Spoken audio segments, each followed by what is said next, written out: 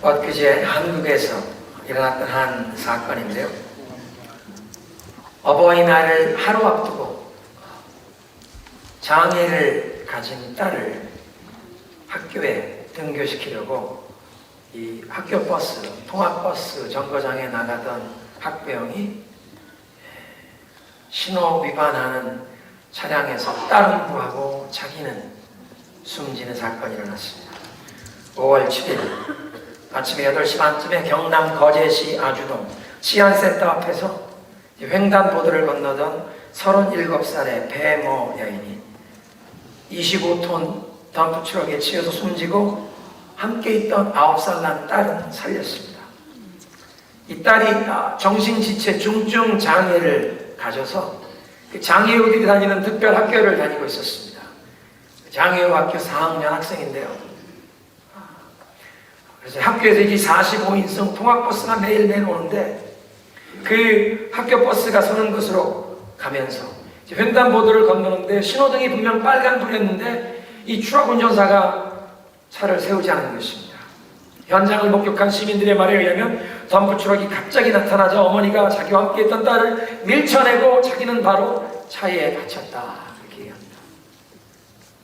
그래서 이 4학년 학생을 1학년 때부터 이 통학버스에 태우는 일을 하루도 빠지지 않고 학교 갈 때나 또 버스에서 내리는 시간이나 항상 그 버스 정류장에 나가서 그 아이를 챙기는 자상한 어머니였다고 얘기합니다.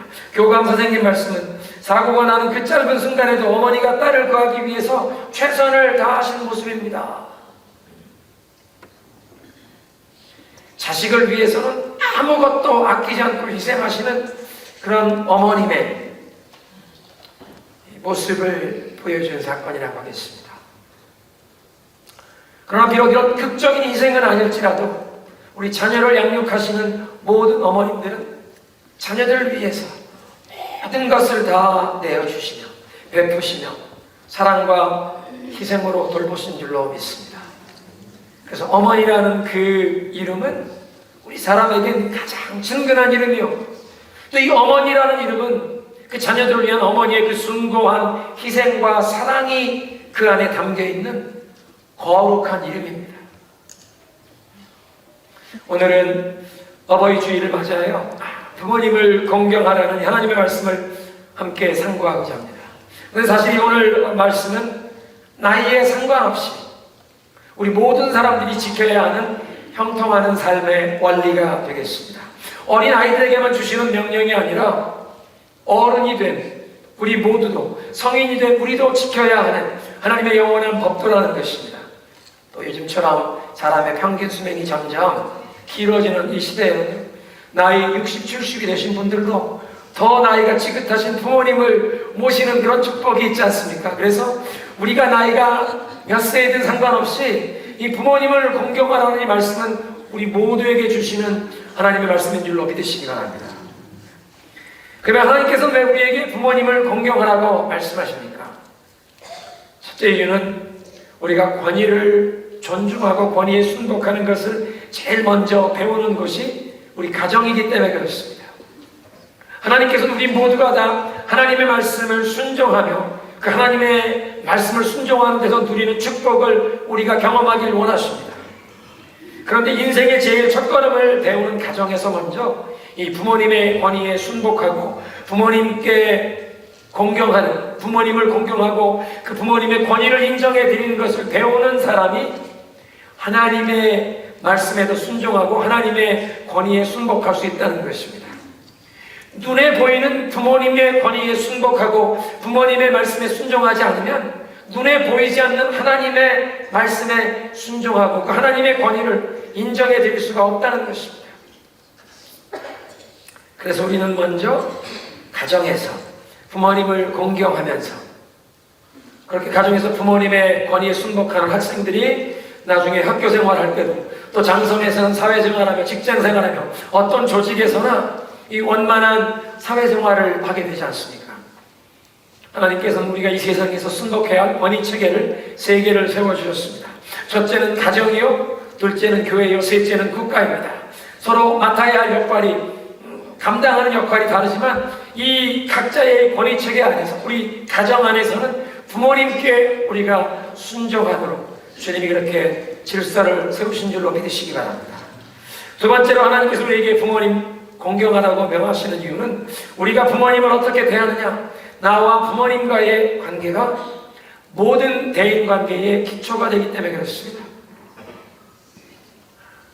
오늘 에베소 6장 2절에 있는 말씀, 너희 부모님을 주 안에서 공경해라. 이 말씀은 사실은 10계명의 5계명에 있는 말씀입니다. 모든 인생이, 모든 사람들이 이 하나님의 뜻대로, 하나님의 법도대로 살라고 주신 그 10계명, 대부분의 성경학자는 이 10계명을 하나님께 이 두 개의 돌판에 새겨주실 때 어떤 분들은 이 10계명에 10가지 계명을 새겨주시니 각 돌판에 5계명씩 새겨주셨을 것이라 그렇게 생각합니다. 그런데 1계명부터 4계명은 우리 사람이 하나님 앞에 마땅히 행해야 할 대신관계의 의무를 얘기합니다. 첫째는 나 외에 다른 신을 섬기지 말거라. 두 번째는 우상을 만들어 그 앞에 절하지 말거라. 세 번째는 하나님의 이름을 망령되이 욕되게 일컫지 말거라. 네 번째는 안식일을 구별하여 거룩하게 예배하는 날로, 안식하는 날로 지켜라. 그리고 이제 5번째 계명이 네 부모님을 공경해라. 그런데 이 첫 돌판에 하나님이 이 5가지 계명을 새겨주셨다면 1번부터 4번까지는 하나님을 향한 대신관계의 의무를 말씀하시는데 5번째 부모님을 공경하라는 그 계명, 그 부모님을 공경하는 계명도 이 하나님 앞에 하나님과 관계하는 그 의무에 준하는 그 수준의 계명이라는 것입니다. 사실 5계명부터 10계명까지는 대인관계에서 인간 간의 서로의 의무를 말씀하는 내용입니다. 그런데 그 가운데 첫 번째 제5계명, 내 부모님을 공경해라. 어떻게 보면 부모님을 공경하는 그것이 하나님을 경외하는 그 모든 자세의 근본이 된다는 것을 깨우쳐 주시는 것입니다. 사실이 그렇습니다. 우리의 믿음이 성장하는 것을 보면 아주 어린 자녀들은 눈에 보이지 않는, 손으로 만질 수도 없는 그 하나님을 어떻게 알게 됩니까? 부모님의 무조건적인 사랑과 그 부모님의 은혜 속에서 하나님이 우리를 그렇게 용납해 주시고 사랑해 주시는 분이심을 배우게 됩니다. 또 부모님이 우리가 잘못된 길로 갈 때 우리를 책망하시고 우리를 바로잡아 주시는 것을 보면서 하나님이 공의의 하나님, 거룩하신 하나님, 죄악된 길로 나갈 때 우리를 책망하시고 우리를 바른 길로 돌아오라고 그렇게 우리에게 의의 길로 인도하시는 하나님이라는 것을 부모님을 통해 배우게 된다는 것입니다. 그래서 대인관계뿐만 아니라 모든 관계의 기초가 부모님과의 관계가 되기 때문에 우리 부모님을 공경하라고 하십니다. 내가 남들을 어떻게 대하느냐, 그 모든 대인관계를 처음에 배우는 것도 가정입니다. 부모님께로부터 사랑을 받으면서 또 그 부모님께 순종하고 순복하며 사랑을 주고받으며 우리는 대인관계를 배우는 것입니다. 그런데 어떤 분들은 보면 성인이 된 뒤에도 나의 행동 가운데 나도 이해하지 못하고 엉뚱한 그런 행동을 하는 것 때문에 안타까워하고 고민하는 경우가 있습니다. 때로는 나도 이해할 수 없는 그런 엉뚱한 반응이 왜 나오는지. 그런데 많은 경우에 나도 이해하지 못하는 그런 엉뚱한 반응이 나오는 그 문제의 뿌리는 아직도 해결받지 못한 나의 과거의 어떤 고통과 특별히 나의 성장 과정에서 부모님과 생겼던 어떤 부모님과 사이에 막힌 그 문제 때문에 아직도 내가 이해할 수도 없는 모습으로 엉뚱한 반응이 나온다는 것입니다. 그리고 그런 모습이 우리 가정 안에 얼마나 많은 어려움을 가져옵니까? 부부관계에서 또 부모와 자녀와의 관계에서 부부간에 다툼을 시작하는데 당신 꼭 우리 아버님 같아, 당신 꼭 잔소리하던 우리 어머님 같아. 그건 그냥 배우자에게 자연적으로 반응하는 것이 아니라 내가 과거에 상처를 받았던 우리 아버님의 어떤 모습, 어머님의 어떤 모습, 거기에 대한 자기 마음속에 막 있은 뿌리가 역정이 배우자에게 드러나는 것입니다. 사랑하는 성도 여러분, 이 세상에 허물이 없는 부모님은 없습니다. 실수하지 않는 부모님은 없습니다. 우리 모두가 다 허물과 약점이 있기 때문입니다. 그러나 우리의 하늘 아버지는 온전하신 줄로 믿으시기 바랍니다. 하나님은 완전하신 하늘 아버지가 되시는 줄로 믿으시기 바랍니다.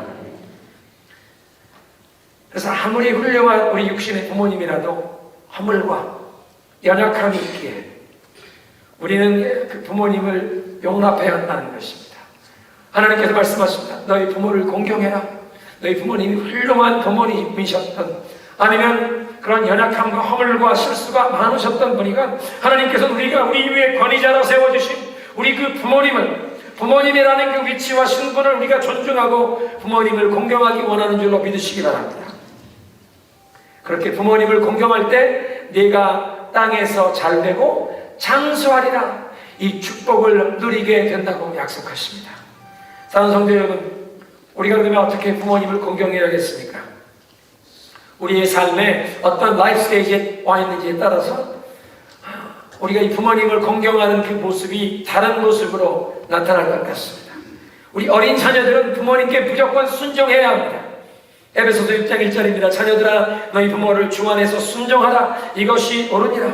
순종해라. 부모님 말씀하시는 대로 그냥 행하라는 것입니다. 언제까지? 부모님 슬하에 사는 한, 부모님이 내 의식주 문제를 해결해 주시는 한, 부모님이 나 자동차 보험을 내주시는 동안은 무조건 부모님 말씀에 순종해야 합니다. 나 18 됐는데, 18 됐어도 부모님이 너 자동차 보험료 내주고 계시면 부모님께 순종해라.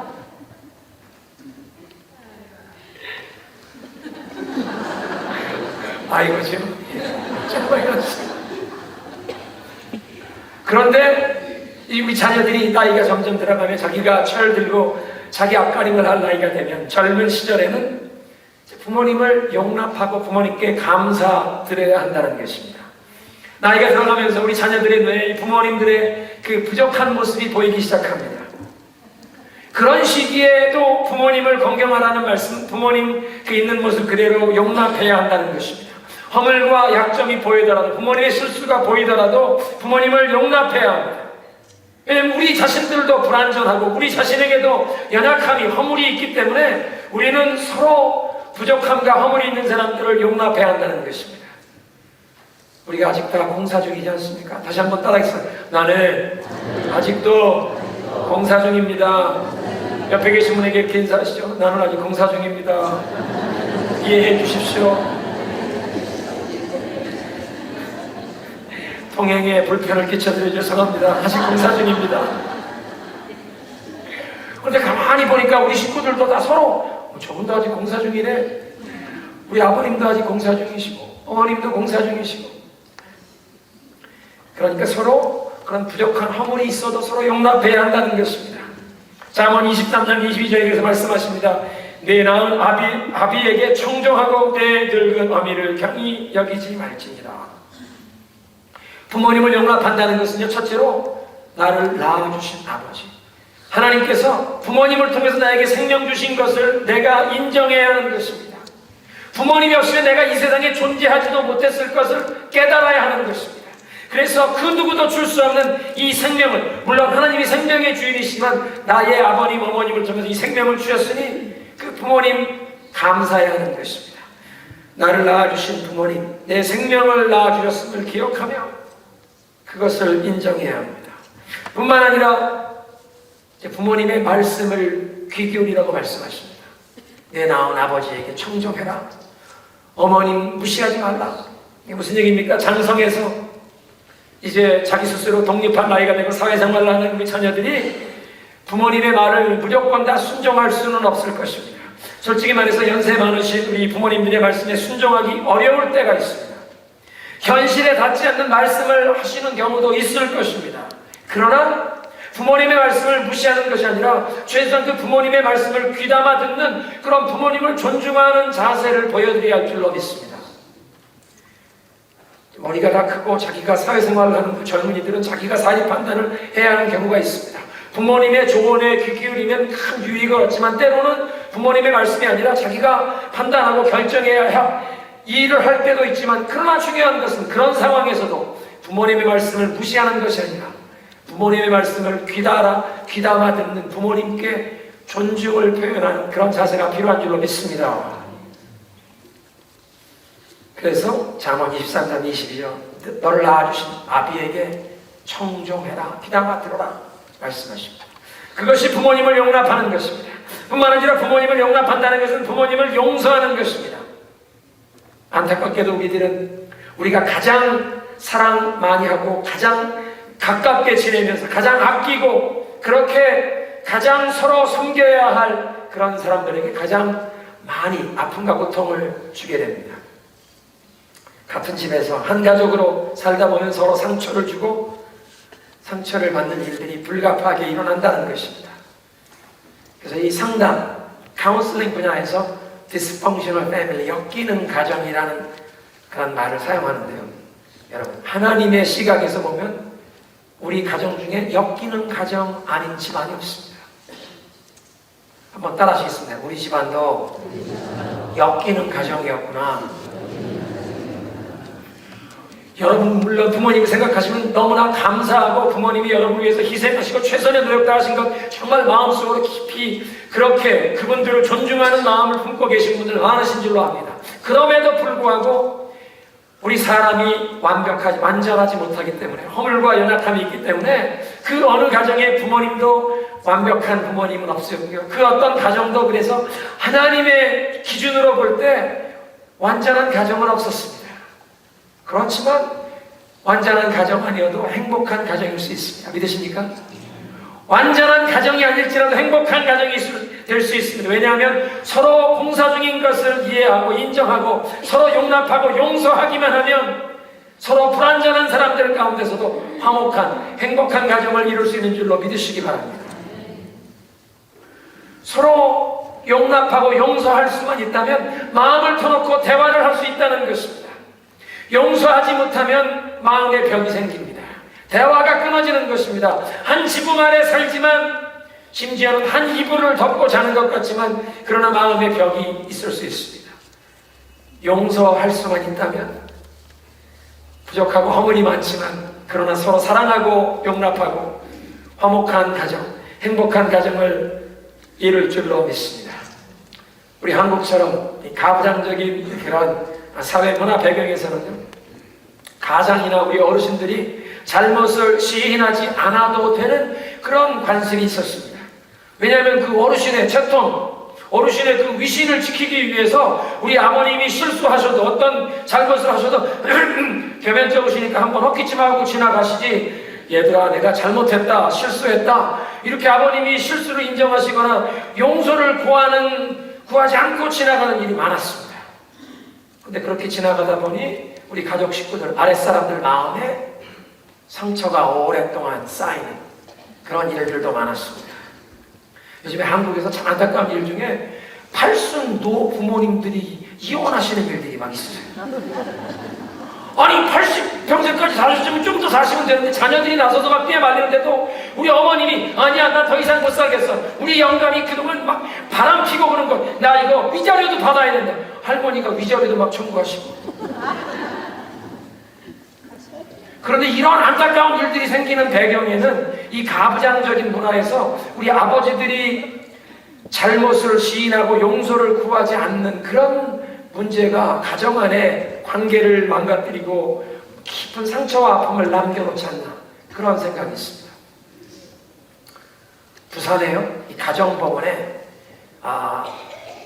비행 청소년들만 다루는 그 청소년 재판 부장 판사님이 계신데 나이 48살의 천암계 판사인데요. 이분 별명이 호통 판사입니다. 왜냐하면 법원에서 막 호통을 치니까. 이분이 이제 어떤 사고를 저지른 청소년이 그 가정법원에 들어오면 부모님이 함께 오시지 않습니까? 그러면 이로 세워놓고 막 호통을 칩니다. 네 녀석! 그리고는 나와서 무릎 꿇어라! 부모님 앞에 무릎 꿇게 하고는 큰 소리로 따라갑니다. 어머니! 큰 소리를 해라! 잘못했습니다. 부모님 사랑합니다. 10번을 부모님 사랑합니다. 큰 소리로 따라하라면 애가 그냥 눈물을 줄줄 흘립니다. 이분이 지금 8년째 가정법원에서 이 청소년 이 법원 판사 노릇만 하는데요. 그래서 청소년들 선도하는 이 청소년 센터도 몇 개를 막 다니면서 모금해서 세웠어요. 왜냐하면 처음에 이 가정법원의 청소년 이 재판을 맡다 보니까 이 청소년들을 바로 잡아줘야 되겠다. 그런 사명감을 느껴서 계속 8년째 일을 하고 계신데, 얼마 전에는 그런 사건이 있었답니다. 한 17살 간 어떤 여학생이 사고를 저질러서 왔는데, 가만히 알고 보니까 문제가 아버님이에요. 아버님이 알코올 중독이에요. 약주만 드시면 이 딸을 막 때린 거예요.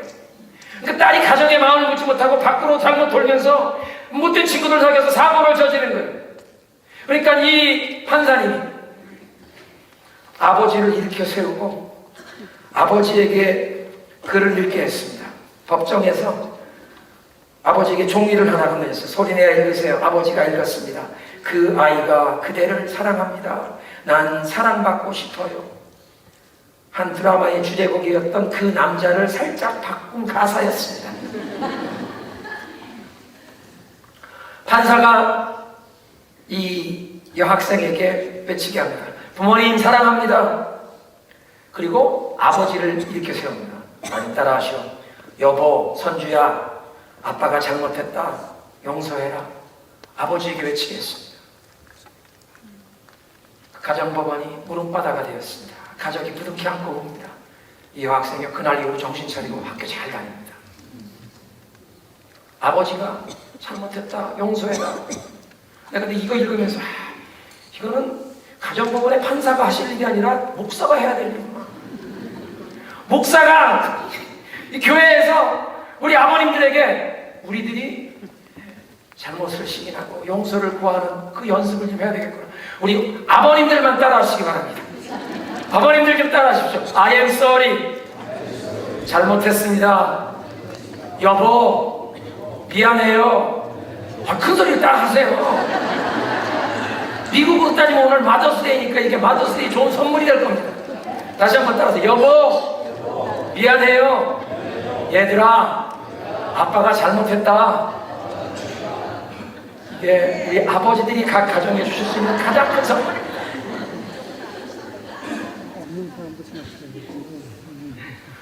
우리 아버지들이 가정에서 우리의 잘못을 시인하고 용서를 구하면 우리 자녀들도 그렇게 용서를 구할 수 있고 용서를 베풀며 살지 않겠습니까? 그러면 용서할 수만 있다면 마음의 벽이 무너지고 대화의 길이 열리고 화목한 가정을 이룰 수 있는 줄로 믿으시기 바랍니다. 몇 년 전에 소천하신 옥하는 목사님이 우리 부모님들을 용납하고 용서해야 되는 부분에 이런 글을 쓰셨습니다. 부모님을 모시고 있는 젊은이들은 이것을 알아야 합니다. 나이가 많으면 자제력이 없어집니다. 판단력도 흐려집니다. 결국은 자기밖에 남는 것이 없습니다. 아무리 잘해드려도 모든 것이 서러워집니다. 소리 없이 떨어지는 빗방울만 보아도 서러움이 생기는 것이 연세 많으신 부모님들의 마음입니다. 밤낮 없이 부모님과 대화를 나누어도 여전히 고독한 구석은 사라지지 아니하는 것이 부모님들의 마음입니다. 어떤 경우에는 용서도 안 하시고 자기 잘못을 시인할 줄도 모릅니다. 절벽과 같은 마음을 가질 때도 있습니다. 이런 부모님에게 우리가 대화를 통해서 화해하려면 하나님 앞에 먼저 기도해야 합니다. 기도하지 않는다면 그 가정은 화목할 수가 없습니다. 이 섭섭한 마음, 이 서러운 마음을 가지고 계신 이 부모님의 마음을 이해해드리고 잘해드리려고 하는데도 절벽 같은 마음을 가지고 계십니다. 그 부모님을 어떻게 하겠습니까? 있는 모습 그대로 우리가 용납하고 용서해드려야 하는데 그러려면 기도하는 수밖에 없다는 것입니다. 하나님, 우리 부모님 그냥 그 있는 모습 그대로 내가 용납하고 용서해드릴 수 있도록 은혜 주세요. 우리는 부모님을 용서하고 용납해야 합니다. 마음속에 부모님을 향해서 섭섭한 마음을 품으면 아니 되는 것입니다. 잠언 20장 20절에 이렇게 말씀하십니다. 자기의 아비나 어미를 저주하는 자는 그 등불이 흑암 중에 꺼짐을 당하리라. 마음속에 부모님을 향해서 섭섭한 마음, 이 부모님을 원망하는 마음을, 부모님을 욕하는 그런 마음을 품고 살면 그 사람의 인생에 흑암이, 깜깜한 흑암에 자기가 들고 있던 촛불이 꺼진 그런 불행한 일이 닥친다는 것입니다. 그런 재앙이 닥친다는 것입니다. 그러니까 우리 마음속에 부모님을 향해서 원망의 마음, 섭섭한 마음 품고 사는 것은 자기 파멸의 길로 가는 것입니다. 절대로 우리 마음속에 부모님을 향한 부정적인 마음을 품고 살면 아니 된다는 것입니다. 그래서 지난날 우리들의 과거의 어떤 고통과 아픔 때문에 우리의 성장했던 배경이 경험했던 그 무엇 때문에 아직도 우리 마음속에 어떤 섭섭한 그런 원망을 가지고 계시다면 오늘 이 시간 하나님의 이 마음을 열어드리고 치유함 받아야 할 줄로 믿습니다. 과거에서 노인받아야 할 줄로 믿습니다. 부모님을 향해서 마음속에 이런 섭섭한 마음을 품고 살면 과거의 노예로 살아가는 것입니다. 과거에 얽매여 살아가는 것입니다. 여러분, 그래서 우리는 부모님을 용서해야 합니다. 부모님이 있는 것을 그대로 받아들이고 부모님의 말씀을 경청해드리고 그분들의 허물과 연약함, 부족함은 용서해드리고 그러나 우리 자녀들을 양육하기 위해서 부모님께서 쏟으신 그 사랑과 수고 그것은 인정하고 감사해야 한다는 것입니다. 우리가 그 부모님들을 생각할 때 어떻게 감사해야 합니까?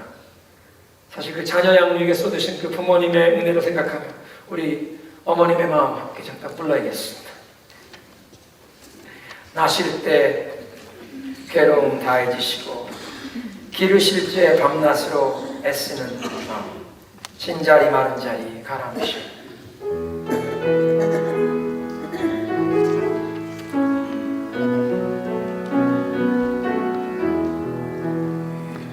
나실 때 괴로움 다 잊으시고 기를 제 밤낮으로 애쓰는 마음 진자리 마른 자리 가라앉으시며 손발이 닿도록 고생하시네. 하늘 아래 그무엇이 넓다리요. 어머니의 희생은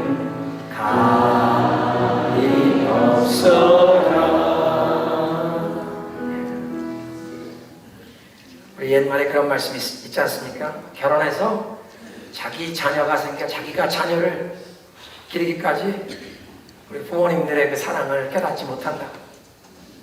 근데 정말 자녀를 길러보니까 부모님 사랑 조금이나마 깨달아지는 것 같습니다. 그런 생각 드시는 분들만 고개를 끄덕여 보시죠. 우리 자녀를 길러보니까 정말 그 부모님의 마음이 조금이라도 깨달아지지 않습니까? 저는 굉장한 장난꾸러기였습니다. 그 시골 교회 사택에서 자라면서 그 종탑에 올라갔다 떨어지고 엄청난 개구장이었습니다. 그러니까 저 같은 이 개구장이를 키우시느라고 어머님이 얼마나 고생을 하셨겠습니까? 여러분, 나무를 잘라 나이테를 보면요, 그 나무가 자라던, 그 수목이 자라던 그 오랜 세월 동안 어려움을 경험했던 때가 거기에 써 있답니다.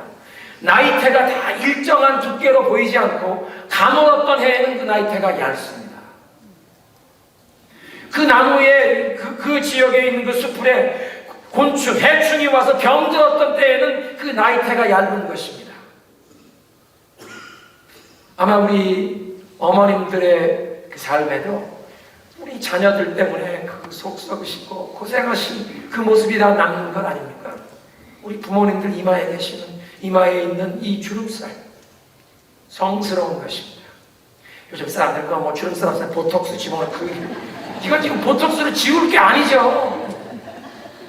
자녀들을 위해 희생하시고 사랑하신 이건 성스러운 훈장 아닙니까?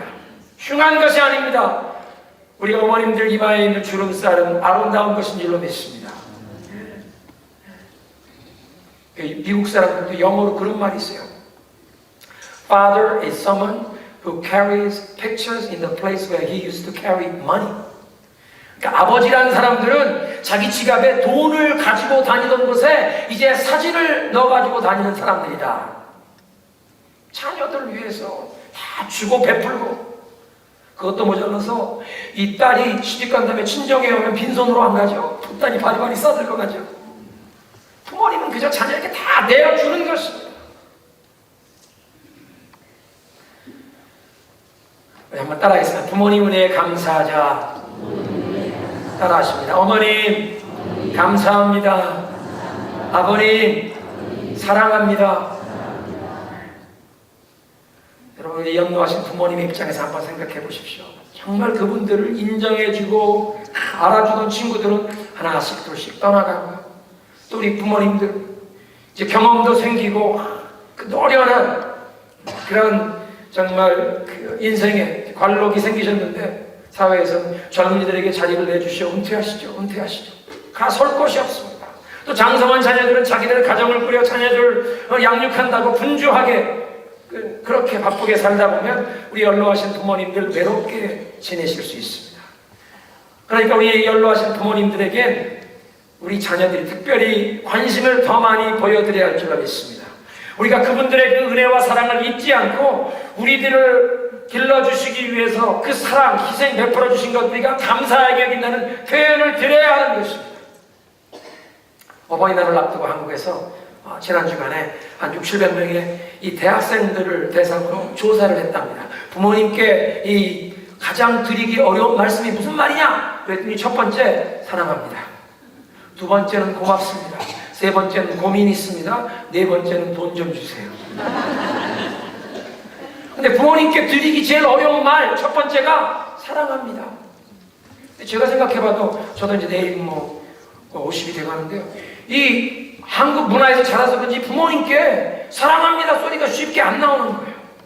어머니께 전화를 드려도 사랑합니다 소리가 이게 잘 안 나오는 거예요. 카드에는 써서 보내드리는데, 그런데 또 우리 자녀들, 미국에서 자란 자녀들에겐 전화해도 I love you 소리가 나오는데 부모님께 이 I love you, 사랑합니다 소리가 잘 쑥스럽게 안 나오는 거예요. 그러나 우리 부모님들에게 감사합니다, 사랑합니다, 정말 고맙습니다, 우리 사랑을, 감사를 표현할 줄로 믿습니다. 그래서 우리 자주 연락드리고요. 또 우리 부모님들 연로해 주시면 자녀된 우리가 우리 부모님들의 필요를 마땅히 채워드려야 하지 않습니까? 부모님을 공경한다는 것은 연로하신 우리 부모님들을 우리가 동양하고 보살핀다는 것입니다. 디모데전서 5장 8절에 누구든지 자기의 친족, 특히 자기 가족을 돌아보지 않으면 믿음을 배반한 자요 불신자보다 더 악한 자니라. 우리 기독교 신앙의 아주 출발점은 우리 가족을 돌보는 것이라고 말씀하십니다. 부모님들을 잘 섬겨야 한다고 말씀하십니다. 물론 그 연로하신 부모님들을 섬기는 모습이 여러 가지 다른 모습으로 나올 수 있지만 그 기본적인 마음의 우리의 자세는 우리 부모님들을 잘 모시고 효도해야 한다는 것입니다. 예수님께서 십자가상에서 육신의 어머니 마리아를 챙기기 위해서 요한에게 내 어머니처럼 모셔라, 돌봐라 부탁하시지 않았습니까? 그 예수님을 따라가기에 우리도 부모님을 공경하고 부모님 용서하고 있는 모습 그대로 받아들이고 사랑과 감사를 표현해야 할 줄로 믿습니다. 오늘 말씀을 마치기 전에 우리 부모님께로부터 깊은 상처를 받았던 분들에게 말씀을 나누기 원합니다. 여러분, 지난날 우리가 이런 마음에 어떤 아픔과 상처를 받았던 것을 부인할 수가 없습니다. 또 우리 각 가정에 이런 아픈 과거가 있었다고 하면 부모님들을 위해서 우리가 어떤 부모님의 입장을 합리화하게 하는 핑계거리를 찾는다고 그 문제가 해결되는 것이 아닙니다.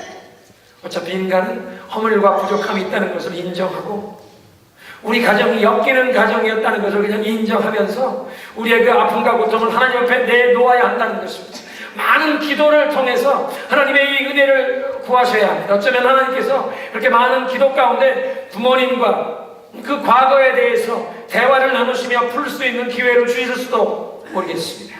어떤 가정엔 제일 먼저 급선무가 아직 우리 부모님이 하나님을, 예수님을 알지 못하기 때문에 우리 부모님이 예수님 안에서 그 하늘의 영생을 얻도록 죄사함을 받고 천국 백성 되는 그것이 제일 시급한 기도 제목일 수도 있습니다. 어떤 가정은 우리 부모님이 이미 세상을 떠나셔서 부모님과 대화할 수 있는 기회가 앞으로 영원히 없을 수도 있습니다. 그럼에도 불구하고 우리 마음속에 이런 부모님을 향한 섭섭한 마음, 아직도 어떤 원망이나 아픔이 있다면 이것 해결받아야 합니다. 왜냐하면 우리 속에 부모님을 향해 부정적인 감정을 품고 있는 것은 우리 다음 세대의 자녀들에게까지도 대물림되는 것입니다. 나만 성장하며 자라면서 그런 고통을 경험했으면 그것으로 충분합니다. 우리 자녀들에게까지 그 고통, 부모님을 향한 섭섭한 마음, 원망을 물려줄 필요가 없다는 것입니다. 우리 자녀들의 삶이라도 복된 삶이 되기 위해서는 내 삶 가운데 부모님을 향해 조금이라도 부정적인 원망스러운 생각, 이거 해결받아야 합니다. 주님 앞에 내놓고 하나님 치유해 주옵소서.